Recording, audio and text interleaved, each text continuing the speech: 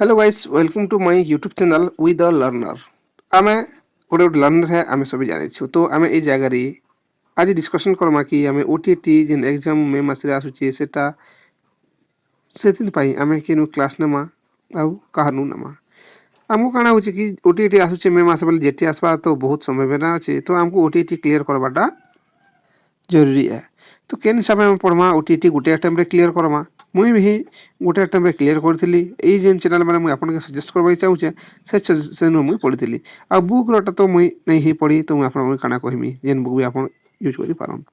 तो मुई एई जगह जस्ट आपन मान को गोटे रास्ता बा केन यूट्यूब चैनल ले भल बा आपन माने गोटे थके क्लियर करि पारबे से जिनिसटा कहबा लगी आपन सामने बा ए वीडियोटा बनुछे। तो आपन ए वीडियो को लास्ट तक देखुन। मुई लास्ट के ही से यूट्यूब चैनल रो ना माने आपन के मेंशन कर दीछे।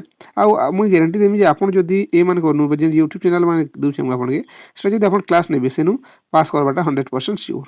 आउ इतरो ही पास करबार कथा काहे बोले जेटी आसबा आउ आम जेटी लागि ओटीटी तो जेंता करले भी दरकार। पेपर 1 हो पेपर 2 हो जेन पेपर लागि भी आपन माने ए मान करनु क्लास नै पारबे।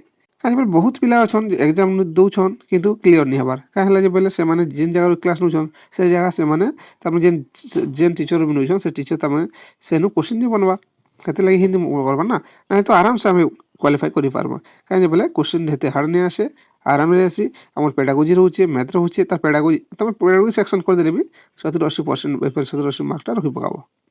तो से यूट्यूब चैनल ना तो आपण माने जानबार लगी ही चाहूथिबी। हाउ ठीक है चलो मुई से यूट्यूब चैनल ना आपण मान को ए जगह रे कहि दउ छाऊ देखे भी दउ पहलाटा हेली प्रो स्टडी जेंति कि आमे मैथ आउ पहलु नहीं पारमा। 2 number study with me all pedagogy नहीं पारबे आउ 3 नंबर आपण सब जानछन शिक्षा शास्त्र जेने हमर ओडिसा रे फेमस अछि। ए तीनटा चैनल रही मुई क्लास नहीं करी मोर ओटीटी पहला टाइम रे ही क्लियर करथिली। आपण माने भी करि पारबे। तो जाउन देखुन आउ क्लियर करू। Thank you.